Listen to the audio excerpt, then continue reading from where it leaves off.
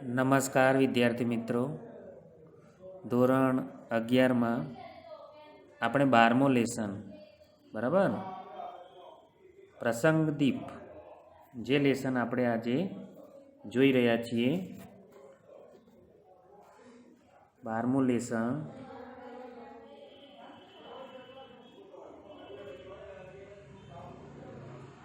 પ્રસંગદીપ. હવે આ લેસન કોનું છે બરાબર? તો આ લેસન જે લેખક છે એ છે ભરત ભટ્ટ બરાબર. તો લેખક ભરત ભટ્ટનું આ લેસન છે મિત્રો. આ લેસન ગુજરાતીમાં આપણે જોઈએ, બહુ સરસ લેસન છે. તેમાં બે અલગ અલગ પ્રસંગોની વાત કરવામાં આવી છે જે વિદ્યાર્થી જીવનમાં ખૂબ જ ઉતારવા જેવા છે બરાબર મિત્રો. તો આપણે જોઈએ આ લેસન શું કહેવા માગે છે બરાબર. સર્વપ્રથમ આપણે પરિચય મેળવીએ. હા, રચના કોણ, લેખક કોણ છે? તો ભરત નાનાભાઈ ભટ્ટ. નાનાભાઈ ભટ્ટનું નામ આપણે સાંભળ્યું છે. તેઓ પ્રસિદ્ધ કેળવણીકાર, હોશિયાર એકદમ શિક્ષણવિદ હતા. દક્ષિણામૂર્તિ જે સંસ્થા જે ચાલે છે એ સંસ્થામાં તેઓ તેના સંચાલક રહી ચૂકેલા હતા.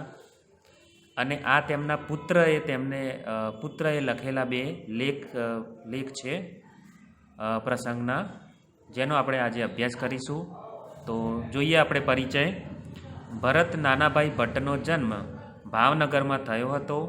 તેમને ગ્રામ દક્ષિણામૂર્તિ આંબલા ખાતે લોકભારતી સણોસરા, ગુજરાત વિદ્યાપીઠ અમદાવાદ તથા સૌરાષ્ટ્ર યુનિવર્સિટી ભાવનગરમાં અભ્યાસ કર્યો છે. તેઓ સ્નાતક MA ગુજરાતી, હિન્દી તથા ઇતિહાસ વિષયમાં થયા છે. તેમને ઘરશાળા ભાવનગર, વડિયા કોલેજ ભાવનગર તથા લોકભારતી મહાવિદ્યાલય સણોસરામાં ગુજરાતી ઇતિહાસના અધ્યાપક તરીકે કામ કર્યું છે. વિચારો, આટલું બધું પોતાની એમની પિતાજી જેને સંભાળતા હોય, સંચાલક હોય, એ સંસ્થામાં તેમને કામ કર્યું છે. પિતાજીની પાસે રહીને તે ઘણું બધું શીખ્યા છે બરાબર. આ હું મારી રીતે તમને થોડું સમજાવું છું. તો લગભગ 2-3 વિષયમાં આટલું ભણવું અને ભણ્યા બાદ તેઓ અધ્યાપક, એક પ્રોફેસર બન્યા છે. અને એમ કહેવાય કે ઈસવીસન 2000માં નિવૃત્ત થઈને હાલ તેઓ અમદાવાદમાં સ્થાયી થયા છે, એટલે કે અમદાવાદમાં રહે છે.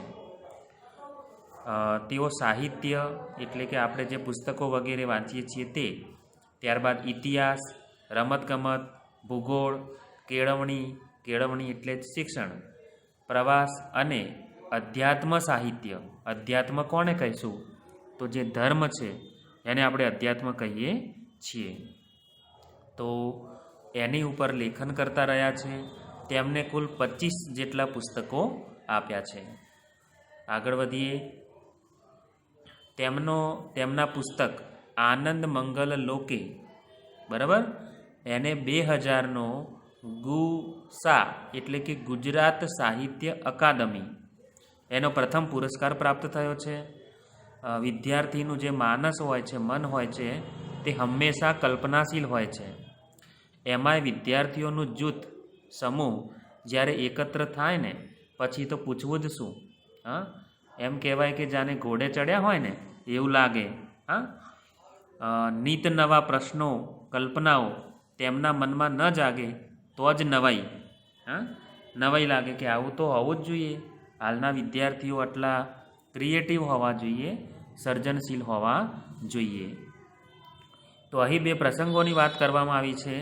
તો અહીં દક્ષિણામૂર્તિ ભાવનગરમાં જે આ સંસ્થા આવી છે ત્યાં વિદ્યાર્થીઓના જે ચિત્ત એટલે કે એમના મન દ્વારા જે આકાર લેતી કલ્પનાઓ અને પ્રયોગોનું એક ઉત્તમ અધ્યાપકની અદાથી નાનાભાઈ એટલે કે લેખકના પિતાએ કરેલું નિરાકરણ એ પ્રેરણાપ્રદ છે.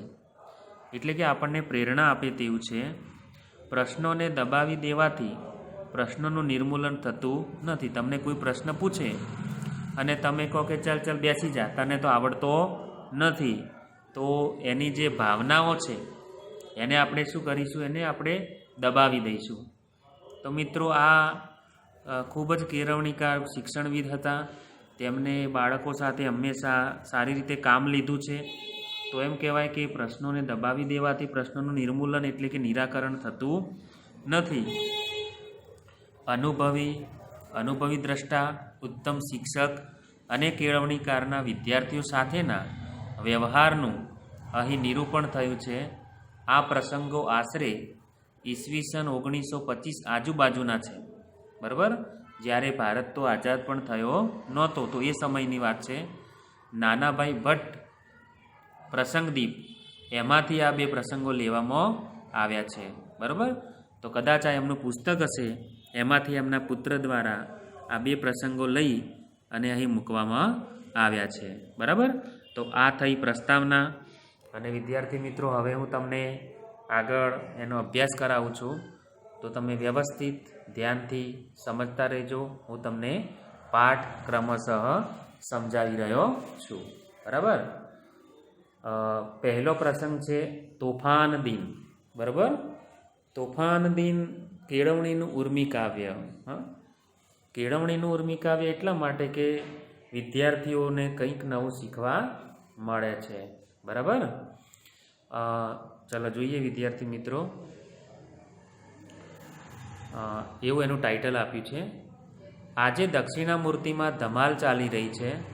વિદ્યાર્થીઓ અનેરા ઉત્સાહથી કશાકની તૈયારી કરી રહ્યા છે. બરાબર, હવે કંઈક તૈયારી કરી રહ્યા છે બધા વિદ્યાર્થીઓ. ત્યાં ભણતા હોય ને, આ બહુ હોસ્ટેલ અને આપણે જેમ હોસ્ટેલમાં ભણીએ છીએ બાળકો, એના જેવું છે આ. બરાબર, વાત એમ છે કે થોડા દિવસ પહેલાં કેટલાક વિદ્યાર્થીઓ નાનાભાઈ પાસે જઈને કહે, હવે જ્યારે કોઈ બોલતું હોય ને તો એ વાક્યોને આપણે ઇન્વર્ટેડ કોમામાં મૂકીએ છીએ, એટલે કે અવતરણ ચિહ્ન. બરાબર, તો અહીં અવતરણ ચિહ્ન છે. એ કહે છે વિદ્યાર્થીઓ કે નાનાભાઈ, આપણે ઘણા દિન ઉજવીએ છીએ, ઘણા દિવસો ઉજવીએ છીએ. સફાઈ દિન, સ્વાવલંબન દિન, વિનય દિન, સ્વયં શિક્ષણ દિન, વગેરે. તો પછી આપણે એક દિવસ તોફાન દિન ઉજવીએ તો. જુઓ વિદ્યાર્થીઓ કેવું ટીખળ સૂજે છે, ધમાલ મસ્તી. કે છે કે આપણે એક દિવસ તોફાન દિવસ ઉજવીએ તો. વિદ્યાર્થીઓના મનમાં વિચાર આવ્યો, તોફાન દિન ઉજવીએ. હવે જુઓ, આ તો પ્રસિદ્ધ કેળવણીકાર હતા નાનાભાઈ. કેવો જવાબ આપે છે જોઈએ. નાનાભાઈ કોઈ પણ બાબતનું મૂળ તરત પારખી શકતા. કોઈ પણ વાત ક્યાં પહોંચશે, શું પરિણામ લાવશે, કેવી રીતે તેને વળાંક આપી શકાશે, વગેરે બધું તેઓ તરત જોઈ શકતા. વિદ્યાર્થીઓના આ સૂચનમાં રહેલી બધી શક્યતાઓને પારખી લઈ નાનાભાઈ હસીને કહે, જરૂર ઉજવીએ, કેમ નહીં, જરૂર ઉજવીએ. તોફાન દિનને દિવસે બધાને કોઈ પણ તોફાન કરવાની છૂટ, એમ જ ને. વિદ્યાર્થીઓએ આવું પૂછ્યું કે તોફાન દિવસ હોય તો વિદ્યાર્થીઓ તો તોફાન કરશે, એમને બધી છૂટ. આમ તો ઘણા બધા રિસ્ટ્રિક્શન હોય, રૂલ્સ એન્ડ રેગ્યુલેશનને આપણે ફોલો કરવા પડતા હોય, પણ અહીં વાત કરવામાં આવી કે તોફાન દિન હોય તો તોફાન કરવાની છૂટ. હવે જોઈએ. હા, એમ જ, નાનાભાઈએ શાંતિથી કહ્યું. રસોડામાં જઈને દહીં ખાંડ ખાઈ જવાના, કેવી મજા. એક વિદ્યાર્થીએ ગેલમાં આવી જઈ કહ્યું. ગેલમાં આવી ગયો એટલે આનંદમાં આવી ગયો અને કહ્યું કે શું કરવાનું ભાઈ તોફાન મસ્તી, તો રસોડામાં જવાનું, દહીં ખાંડ ફાંકીને ખાઈ જવાના. આવી વાત કરી. કોઠારમાંથી ઘી ગોળ ખાવાના.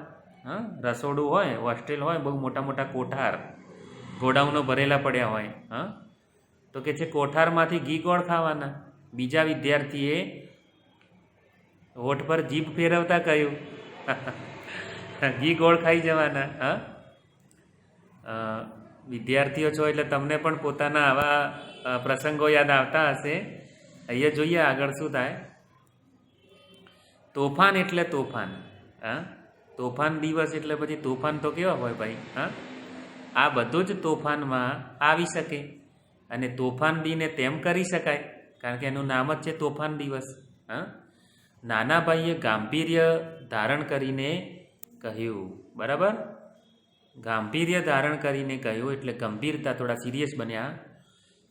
છોકરાઓ તો નાના ભાઈની આ સંમતિથી ખુશ થઈ ગયા. પૂછ્યું કે નાના ભાઈ, તો અમે તોફાન દિનની તૈયારી કરીએ કે કોઈ પણ દિવસ આપણે ઉજવીએ તો એની તૈયારીઓ આપણે અગાઉથી શરૂ કરીએ. તો હવે અહીંયા કહ્યું કે આપણે તોફાન દિનની ઉજવણીની તૈયારીઓ શરૂ કરી દઈએ. હા, તમે આયોજન કરવા લાગો. હા, નાના ભાઈએ આવું કહ્યું કે તમે આયોજનની શરૂઆત કરો, પરંતુ હું તેમાં ભાગ લઉં તો તમને ગમશે ને?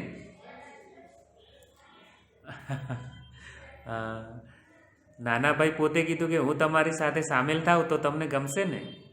ચોરની ભેગો ઘરધણી ભળી જવાનો. હવે આ તો બધા ચોર હોય ને ચોરના ભેગા જો માલિક હોય, ઘરધણી ભેગો હોય તો ભાઈ ચોર કઈ રીતે ચોરી કરે? હા, હવે આ પોતે એના સંચાલન હોય. હા, જેમ ગૃહપતિ હોય હોસ્ટેલમાં અને પછી તમને કહે કે હું તમારી સાથે હોઉં તો તમે તોફાન કરી શકશો? હા, ચોરી છુપીથી તો તોફાન કરતા હોવ અને પછી એ કહે છે કે હું તમારી સાથે હોઉં તો શું તમે તોફાન કરી શકો?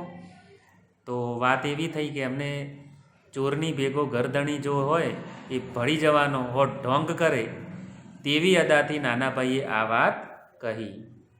એટલે નાના ભાઈએ કહ્યું, હવે જો આગળ તમે પણ જોડાશો તો બહુ મજા પડશે, તમે જરૂર ભાગ લો. છોકરાઓ આમ તો ખુશ થયા. હા, છોકરાઓ ઠેકડા મારતા બોલ્યા, કૂદકા માર્યા, છૂટા પડીને તેમની રીતે તોફાન દિનનું આયોજન કરવા લાગ્યા. બરાબર, અહીં આપણે બીજા પેજ તરફ જઈએ. હા,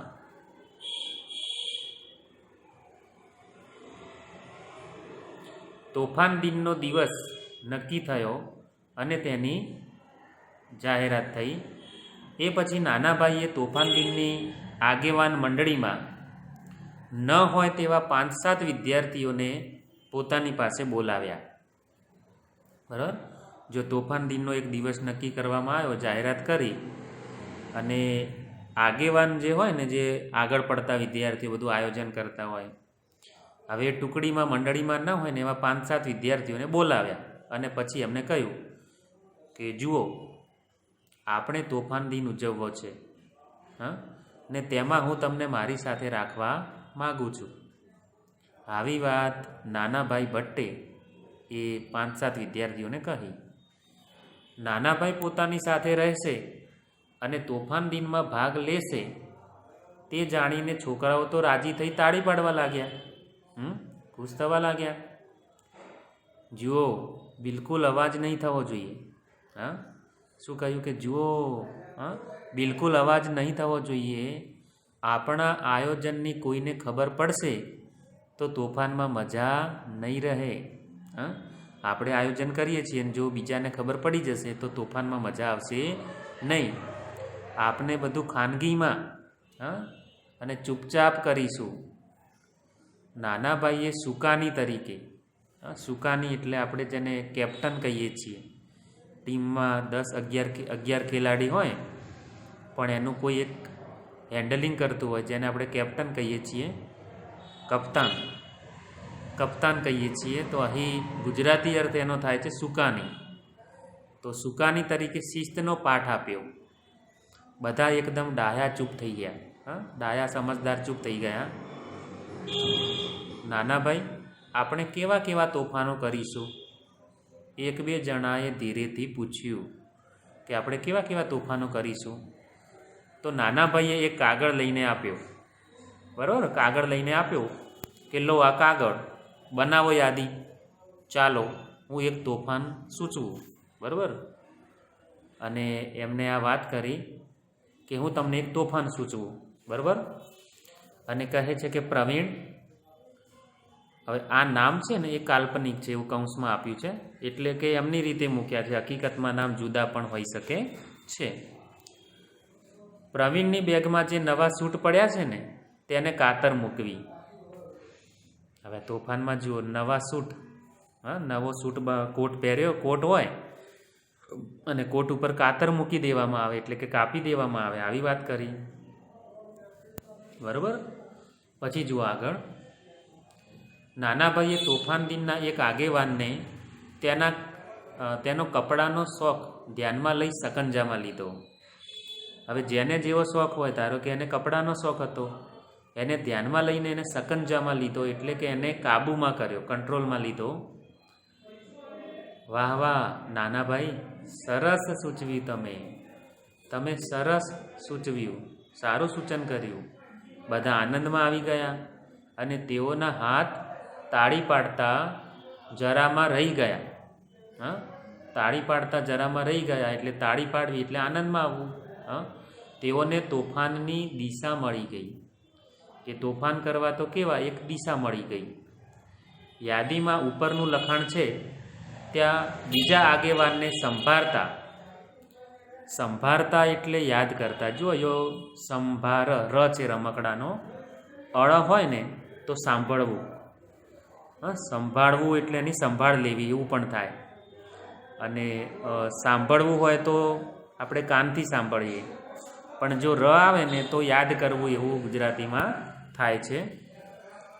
તો ત્યાં બીજા આગેવાનને સંભાળતા નાનાભાઈ કહે કે લખો. હજી એક બીજું આપણે આ કેવું કારસ્તાન કરશું તોફાન, તો બીજું લખો કે ગિરીશની બાબરીમાં રાત્રે કાતર ચલાવવી.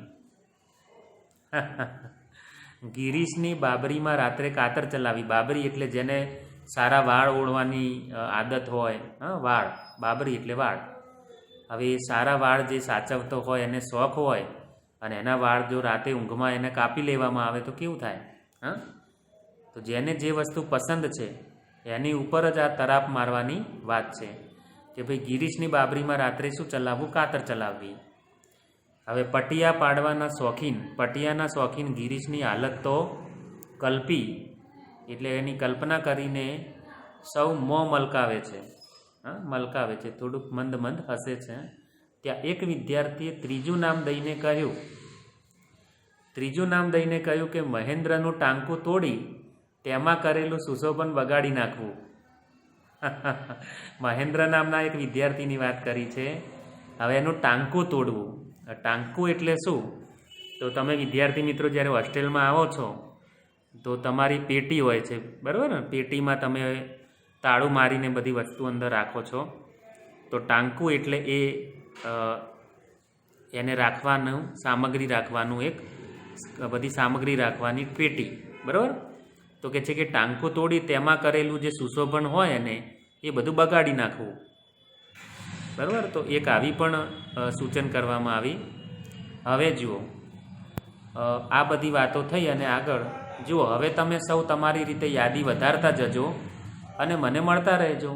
દરેક તોફાન માટે જરૂરી વસ્તુઓ પણ ભેગી કરજો. અને હા, કોઈને ગંધ સુદ્ધા ન આવવી જોઈએ. કોઈને આની ગંધ સુદ્ધા ન આવી જોઈએ એટલે કોઈને ખબર પડવી જોઈએ નહીં, નહીંતર મજા મારી જશે.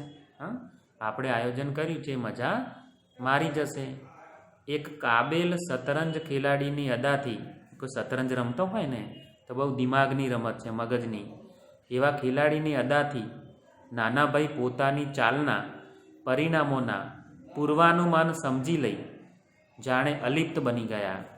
એમને જોયું કે આ જે હું કાર્ય કરી રહ્યો છું એનું પરિણામ શું આવશે. એમને ખબર હતી, બહુ મોટા જાણકાર હતા, કેળવણીકાર, તત્વજ્ઞ હતા.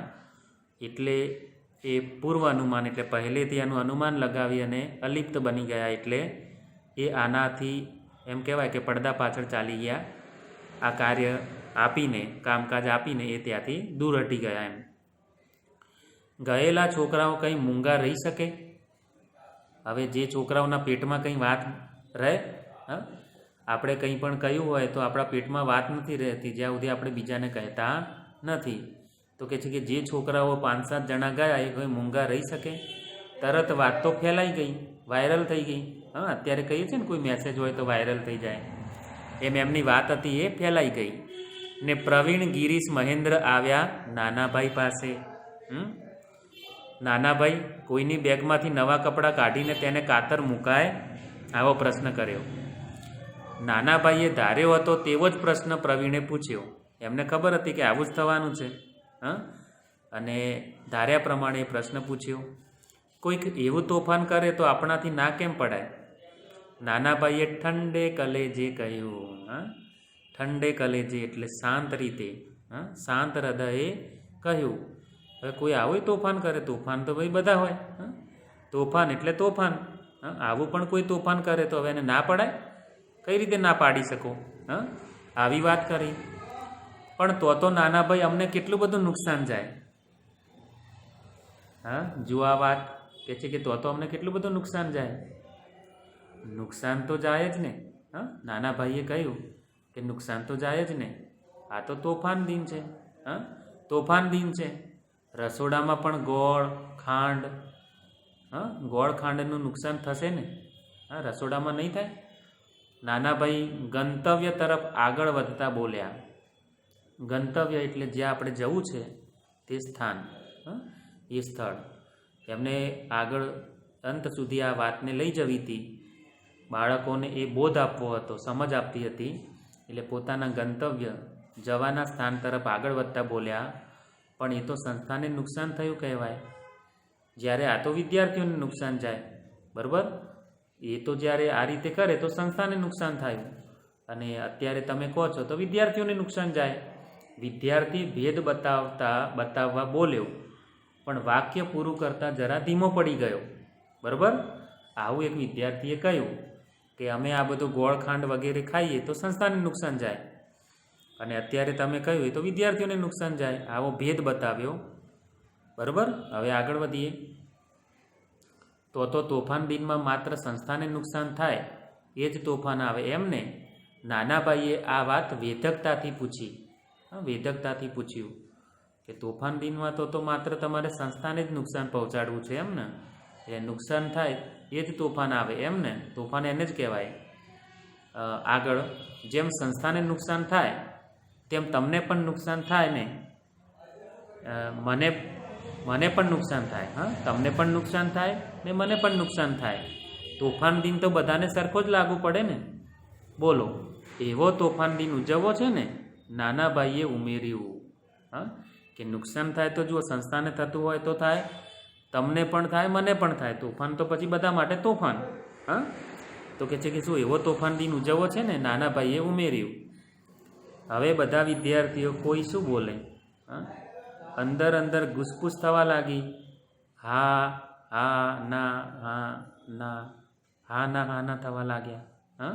જુઓ, અહીં અંદરો અંદર વાદ વિવાદ ન કરો.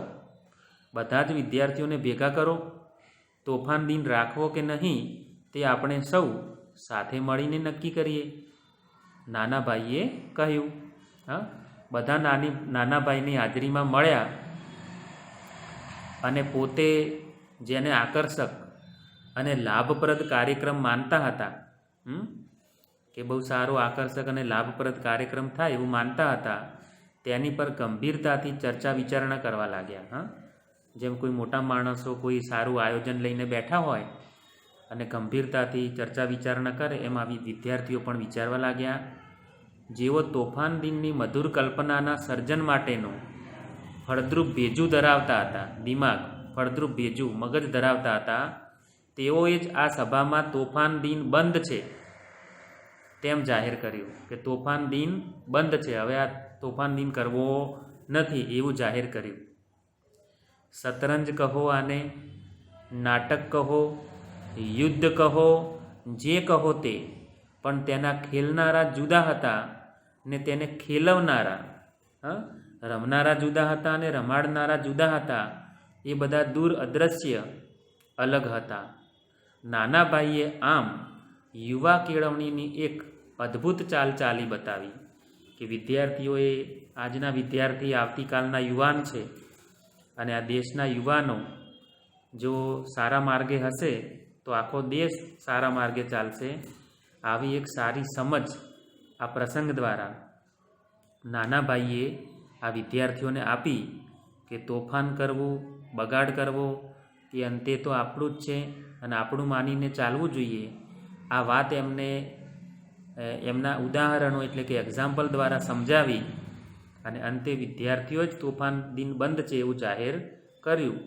જો પહેલાં જ એવું કહી દેતા કે આ ન થઈ શકે તો વિદ્યાર્થીઓનું મોરલ જે છે ને એમ કહેવાય કે ઉત્સાહ છે એ તૂટી જાય. તો આવી વાત એમને કરી નથી. તો આ એક સાચા કેળવણીકાર હતા. હવે આ એક પ્રસંગ હતો, બરાબર. હવે આપણે એના પછી આગળ એક બીજા પ્રસંગની વાત કરવા જઈ રહ્યા છીએ, બરાબર. પણ એવું વિદ્યાર્થી મિત્રો જોઈએ કે આપણે બીજો પ્રસંગ જોઈએ એના પહેલાં આપણે આ પાઠને તમે વ્યવસ્થિત સમજ્યા છો તો હું તમને આના રિલેટેડ જે કંઈ શબ્દાર્થ વગેરે આપું છું તે શબ્દાર્થ તમે ઘરે લખી દેજો, બરાબર. જે ફોટો તમને આના દ્વારા મોકલું છું એ ફોટા દ્વારા શબ્દાર્થ જોજો અને આપણે આગળનું બીજો પ્રસંગ છે એની પણ આપણે વાત કરીએ. હા, તો વિદ્યાર્થી મિત્રો બીજો પ્રસંગ છે દક્ષિણામૂર્તિના ઉત્તર કુમારો, બરાબર. હવે વિદ્યાર્થીઓની કલ્પના શક્તિ મને લાગે છે કે કવિ સાથે જ સરખાવી શકાય. એકવાર દક્ષિણામૂર્તિ વિનય મંદિરના આવા પ્રખર હોશિયાર કાલ્પનિકો કલ્પના કરનારાઓ નાનાભાઈને કહે કે નાનાભાઈ, તમે સંસ્થામાં વિદ્યાર્થી સ્વરાજની વાત કરો છો કે ભાઈ વિદ્યાર્થીઓ સ્વતંત્રતાથી વર્તે, સ્વરાજની વાત કરો છો ને સ્વયં શિક્ષણ દિનનું મહત્ત્વ સમજાવો છો, તો સંસ્થા ચલાવવાનું અમને વિદ્યાર્થીઓને સોંપો, તો અમને સોંપી દો. જેમ વિદ્યાર્થીઓ શિક્ષક દિવસ હોય છે ને, આપણે એ દિવસે વિદ્યાર્થીઓને શિક્ષક શું કરે એ બધું સોંપી દઈએ કે એક દિવસના શિક્ષક બની જુઓ. તમે પણ આનંદ લઈ લો કે ભાઈ એક દિવસના તમે પણ શિક્ષક બની જુઓ. આવી વાત આપણે કરીએ છીએ. તો એમને વાત કરી કે તમે આ બધું હેન્ડલિંગ અમને આપી દો એક દિવસ માટે. હવે જોઈએ આગળ. હા, તમે સંસ્થા ચલાવો એથી રૂડું શું? કાલે તમે ઓફિસમાં મને મળો એટલે આપણે બધી વિચારના ગોઠવણ કરી લઈએ. નાનાભાઈએ તરત સંમતિ આપતા આવી વાત કરી. હવે જુઓ, વિરાટ રાજાનો કુંવર ઉત્તર કુમાર, વિરાટ રાજાની વાત આવે છે મહાભારતમાં, એમના પુત્રનું નામ ઉત્તર હોય છે.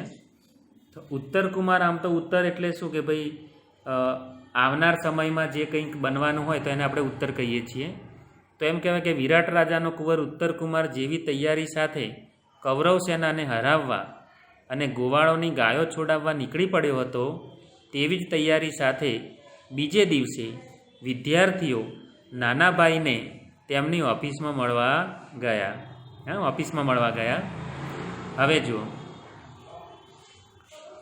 પ્રતિનિધિઓ ઓફિસમાં પહોંચ્યા. પ્રતિનિધિ એટલે કોઈ મેન માણસ હોય ને, મુખ્ય, અને એના હાથ નીચે કામ કરનાર હોય તો પણ આપણે એને પ્રતિનિધિ કહીએ છીએ.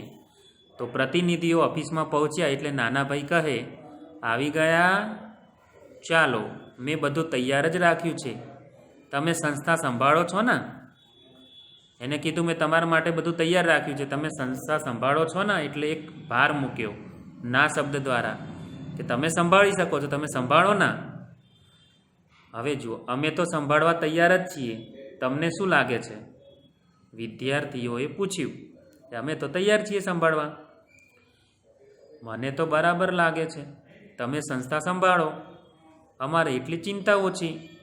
તમે સંભાળતા હો તો આટલી ચિંતા લઈને અમે શા માટે ફરીએ? અમારે એટલી ચિંતા ઓછી. નાનાભાઈ બોલ્યા, તો હવે તમે અમને સોંપો અને સમજાવો. તમે અમને આ બધી કામગીરી સોંપો અને તમે સમજાવો. જુઓ, પહેલાં તમે નક્કી કરી નાખો કે તમારામાંથી નિયામક કોણ થશે. વિદ્યાર્થી મિત્રો, તમને ખબર છે આ બધું સંસ્થામાં, શિક્ષણ સંસ્થામાં આ બધી પોસ્ટ હોય છે, નિયામકની પોસ્ટ. મેન હેન્ડલિંગ જે સંચાલન કરતું હોય તે. તો એમને કીધું કે તમારામાંથી નિયામક કોણ થશે, એટલે હું તેને બધું સોંપી દઉં. પછી હિસાબનીશ કોણ થશે, જે હિસાબના બધા ચોપડા સંભાળે, લેવડ દેવડ, પૈસા કેટલા આવ્યા, ક્યાં ગયા, ક્યાં વાપર્યા, એનો હિસાબ આપવાનો હોય. ક્લાર્કનું કામ, કારકુન. તો કીધું કે હિસાબનીશ કોણ થશે. મકાન બાંધકામનું કોણ સંભાળશે? આ મકાન જે આપણે બાંધીએ છીએ, નવું આયોજન કરીએ છીએ, એનું બાંધકામ જે હોય બનાવવાનું, એ કોણ સંભાળશે? પ્રકાશન વિભાગને કોણ સંભાળશે? એના પુસ્તક બહાર પડતા હોય છે, હા, તો એનું આખું પ્રકાશિત થતા હોય પુસ્તકો, એ કોણ સંભાળશે? મુખ્ય ગૃહપતિ કોણ થશે? વગેરે પણ તમે નક્કી કરી નાખો. નાની લાગતી સંસ્થાના વિરાટ દર્શનની પ્રક્રિયા શરૂ થઈ ગઈ. હવે આ સંસ્થા આમ જોઈએ તો એમ કહેવાય કે નાની લાગે છે, પણ હવે એના વિરાટ દર્શન થવા લાગ્યા. હા, એની પ્રક્રિયા શરૂ થઈ. વાત આગળ ચાલી. તમે સરવૈયું અને શિલક તપાસી લો. સરવૈયું એટલે જે વર્ષના અંતે કે મહિનાના અંતે આપણે હિસાબ કિતાબ કેટલા પૈસા ખર્ચ્યા અને કેટલા બચ્યા, આવક જાવક કરીએ છીએ એને સરવૈયું કહેવાય. અને જે રકમ બચી હોય એને શિલક કહેવાય. કે ભાઈ આટલો 10,000માંથી 8,000 ખર્ચાયા હોય તો 2,000 વધ્યા હોય તો એને આપણે શું કહીએ? શિલક. તો આ બધું ગણિતમાં આવે. તો કે છે કે શિલક તપાસી લો. પગારની તારીખ નજીક આવે છે, બધાના પગાર પણ કરવાના હોય ને, તો કે છે કે પગારની તારીખ નજીક આવે છે, તેથી પૈસા છે કે નહીં, હા, તે જાણી લો. કે પગાર આપવો છે તો પૈસા છે કે નહીં એ પણ જોઈ લો. કેમ કે આવી સંસ્થામાં, આપણી સંસ્થાની જ વાત કરીએ તો એમ કહેવાય કે તે કોઈ સરકારી સંસ્થા નથી. હા, વાલી જે પૈસા આપે, પેરેન્ટ્સ જે ફી આપે, એ ફીમાંથી જ પગારો થતા હોય છે. તો આમ આવી સંસ્થા, આ જે દક્ષિણામૂર્તિ સંસ્થા છે, ત્યાં પણ કદાચ તો કોઈ દાન તો આપે, કદાચ ડોનેશન આપે, પણ એ પણ વિદ્યાર્થીઓની ફીમાંથી પણ થતું હોય. તો કહે છે કે પહેલાં જાણી લો કે પગાર માટે તેમજ બીજા જે કામ થતા હોય એ કામ માટે ખૂટતી રકમ ક્યાંથી મેળવવી તે વિચારી લો. તમે બધા છેડા કેવી રીતે ભેગા કરશો એ વિચારી લો. તે નાના ભાઈ, અમે પૈસાની વ્યવસ્થા તો ક્યાંથી કરીએ? હા, વિદ્યાર્થીઓના પગ જરા ઢીલા થયા. હા, એમને સંચાલનની વાત તો કરી, પણ પછી કે અમે પૈસાની વ્યવસ્થા તો કે પૈસાની તો અમે કઈ રીતે કરીએ એમ, અને પગ એમના ઢીલા પડ્યા એમ આ કામમાંથી. મેં સંસ્થા શરૂ કરી ત્યારે અને આજે પણ મારા વડીલો મિત્રોની મદદથી બધું ચાલ્યું છે. તમે તમારા વડીલો મિત્રોને લખો, બોલાવો, વડીલોને મિત્રોને બોલાવો. નાના ભાઈ સાવ ભોળા બની જઈ બોલ્યા કે મેં આ સંસ્થા શરૂ કરી અને મેં બધાનો સહયોગ લીધો સંસ્થા માટે, બરાબર, તમે પણ બોલાવો, તમે પણ મદદ લો, બરાબર. વડીલો મિત્રો કંઈ અમને પૈસા આપે? વડીલો મિત્રો કંઈ અમને પૈસા આપે તો બીજેથી મેળવો. સંસ્થા ચલાવવા પૈસા તો જોઈશે ને, સંસ્થા ચલાવી છે તો પૈસા તો લાવવા પડશે. નાના ભાઈ એમ કરીએ, નિયામક તમે જ રહો ને પૈસા લાવવાની જવાબદારી તમારી, બાકી બધું અમે સંભાળીશું. એક ચતુર વિદ્યાર્થીએ રસ્તો કાઢ્યો. એને કહ્યું કે નિયામક તમે, પૈસા લાવવાની જવાબદારી પણ તમારી, બીજું બધું કહે છે કે અમે સંભાળી લઈશું. આવો એક વિદ્યાર્થી એનો રસ્તો કાઢ્યો. તમે કહેશો તો હું નિયામક થઈશ, પણ પછી સંસ્થા મેં જ ચલાવી કહેવાશે, તમે ચલાવી નહીં કહેવાય. મારા કહેવા પ્રમાણે જ બધું ચાલશે એવું થશે. નાના ભાઈએ વાસ્તવિકતા જણાવી, જે સાચી હકીકત હતી એ વાસ્તવિકતા જણાવી. હવે ઘડીક વાર માટે મૂંગા થઈ વિદ્યાર્થીઓ કહે, સંસ્થા ચલાવવા તૈયાર છીએ, પણ પૈસા લાવવાનું તો અમે કેવી રીતે કરીએ? હા, સંસ્થા તો ચલાવીએ પણ પૈસા કઈ રીતે લાવીએ? ત્યારે એ તો જે બધી ચિંતા કરી શકે તે સંસ્થા ચલાવી શકે. સંસ્થા ચલાવવી એટલે કંઈ તમે ભાજી મૂળા માનો છો? હા, આ ભાજી મૂળા ખરીદી ખાવા લાગ્યા, આવી કોઈ સરળ વાત છે એમ? ભાજી મૂળા ખાવા એટલે સરળ, સહેલાઈથી સરળ વાત, સહેલી વાત સમજવી, આ એક રૂઢિપ્રયોગ છે. તો આ રૂઢિપ્રયોગ કે ભાજી મૂળા, શું તમે ભાજી મૂળા માનો છો એમ? બોલો, તમે સંસ્થા સંભાળો છો ને? નાના ભાઈએ જરા કડક અવાજે કહ્યું કે શું તમે આ સંસ્થા સંભાળો છો ને? ઘડીક ઊભા રહી સંકોચ પામતા નજર ચૂકાવતા વિદ્યાર્થીઓ ઓફિસની બહાર નીકળી ગયા. બરાબર, હવે શું બોલે? બરાબર, તો અહીં પણ વિદ્યાર્થીઓને એમને એક બોધ મળ્યો કે આટલી મોટી સંસ્થા અને એની જવાબદારી સ્વીકારવી એ કંઈ નાની બાબત નથી, કંઈ નાની વાત ગણી શકાય નહીં.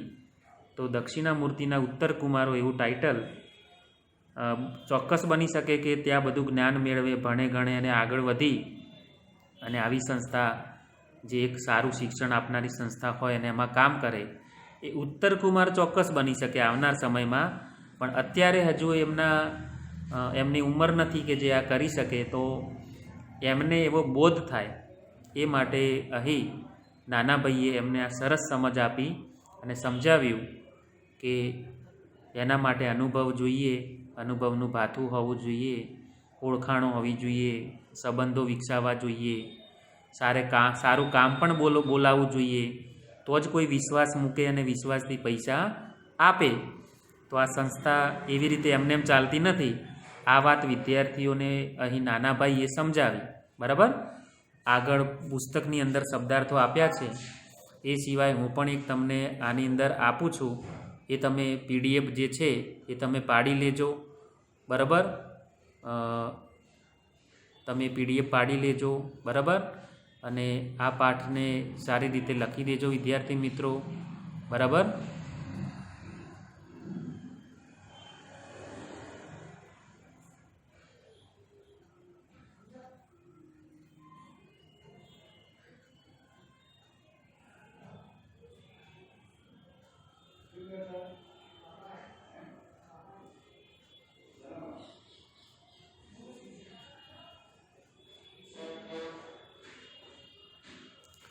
હા, તો અહીં જે PDF તમને જોવા મળે છે એ તમે એનો ફોટો સ્ક્રીનશોટ લઈ લેજો અને શબ્દાર્થ લખી દેજો. સ્ક્રીનશોટ લઈ અને એના શબ્દાર્થ લખી દેજો. અહીં તમને બીજો પણ એક ફોટો આપું છું, એના પણ તમે સ્ક્રીનશોટ લઈ અને શબ્દાર્થ લખી દેજો અને આ પાઠનો સ્વાધ્યાય લખી દેજો. સર્વ વિદ્યાર્થીઓને મારા જય રાજા રામ.